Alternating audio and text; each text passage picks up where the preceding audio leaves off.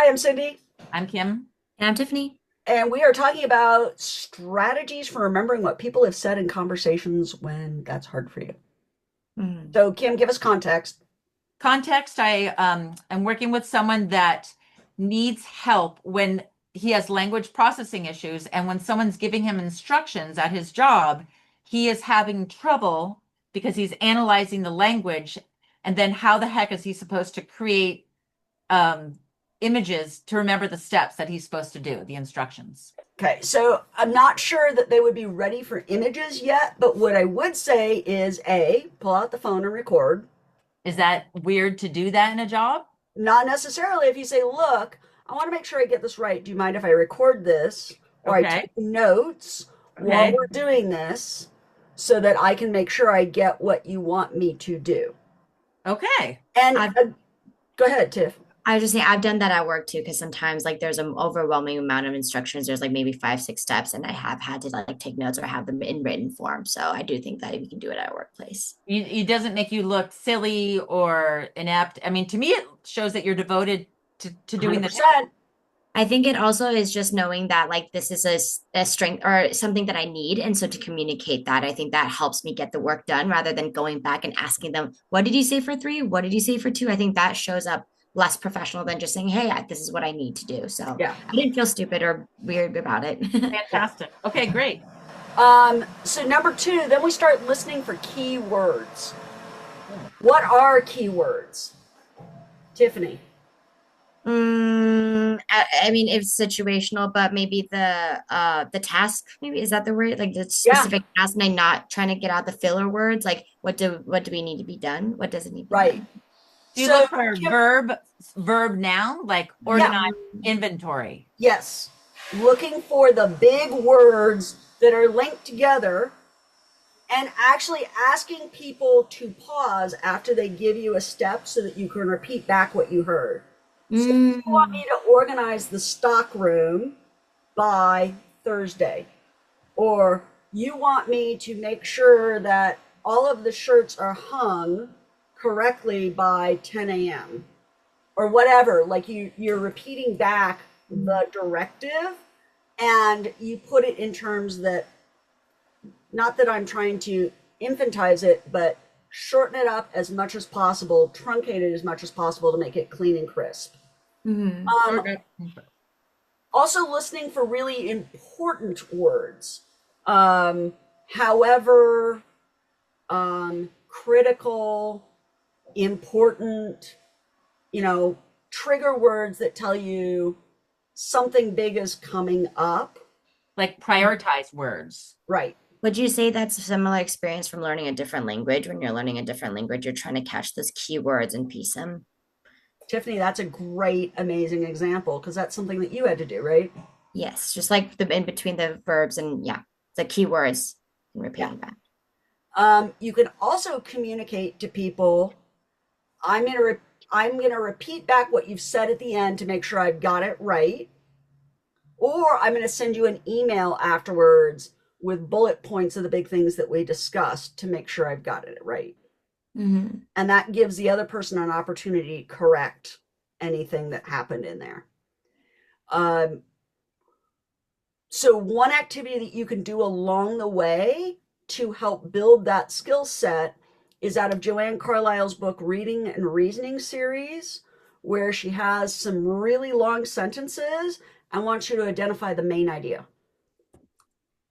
um, while the zookeeper grabbed the broom, he also made sure the bananas went with him. So the key thing there was the bananas went with him, right? I've been making him do that with paragraphs and saying, give me a short sentence, no more. Might start shorter length, just one or two sentences, and Okay. truncating it, and then building to longer. So always build high level of success, high level of success. So if you start Mhm. at sentences and you can just crush all of them and get 10 in a row right, move to pairs of sentences or three or four sentences, and then Mhm. gradually build to paragraphs.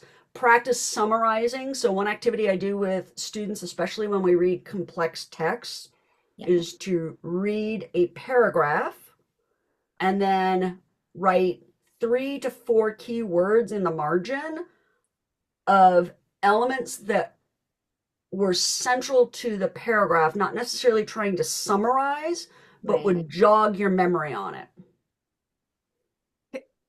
Can those words, I was told that the words can't be part of the paragraph. No, that's not true.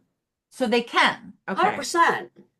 Okay. But what I don't want to do is have people just go in and use the bolded words that are vocabulary out of it. That's not the point. The point is what's really relevant and important in that paragraph. And if it's a word in there, I use words in there all the time. Sometimes the words in there aren't the right descriptor, and I've got a better summary that I can use a better term for and can do that. So not hard, fast rules in any of this. What works Okay. for them and why, right? Okay. And it's That's the cognitive piece of what's my current strategy? Does my current strategy work flexibly enough that it can accommodate when I'm running into challenges in the workplace? And can I tweak that, or do I need to learn new strategies?